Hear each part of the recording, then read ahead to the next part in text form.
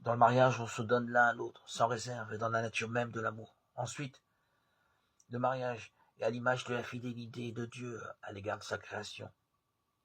Il est indissoluble aussi parce qu'il est signe du don du Christ à son Église, qui est allé jusqu'à la mort sur la croix.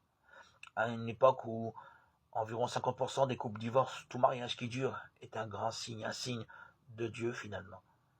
Sur notre terre, où tant de choses sont relatives, il faut des hommes qui croient que Dieu seul est absolu.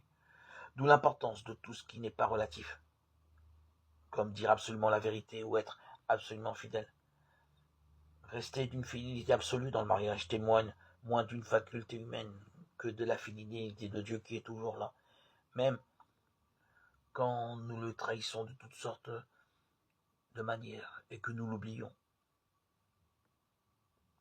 Se marier signifie en quelque sorte que l'on se fie plus au secours de Dieu qu'en sa propre capacité d'aimer. Un couple ouvert doit être un couple qui ne doit jamais s'enfermer sur lui-même. L'amour trouve son accomplissement dans la fidélité au mariage. Aimer quelqu'un, c'est le voir tel que Dieu l'a voulu. En tant que chrétiens, nous n'aimons pas autrement que les autres, mais nous sommes mieux aidés. Nous connaissons ce qu'est aimer lorsque nous sommes en communion avec l'Esprit Saint. L'amour qui n'est pas passionnel, mais l'amour divin, l'amour de Dieu. L'amour qui est inconditionnel et qui ne dépend de rien d'autre que de l'amour d'aimer, la joie d'aimer. La joie d'aimer cet amour qui est de Dieu.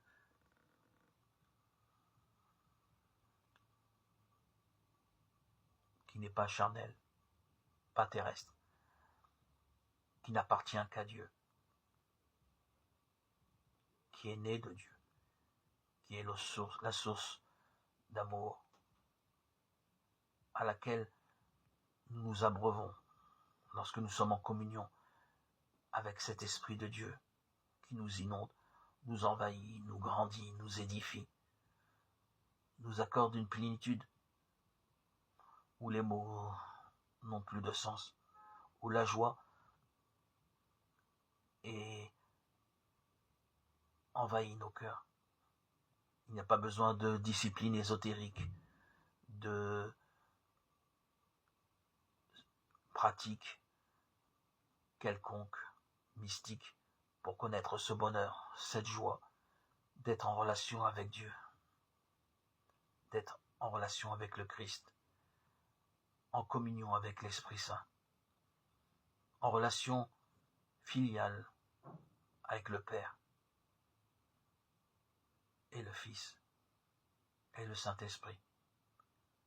Quel bonheur d'appartenir à Dieu, de goûter à Dieu dans ce monde. Quel bonheur sera encore plus grand au royaume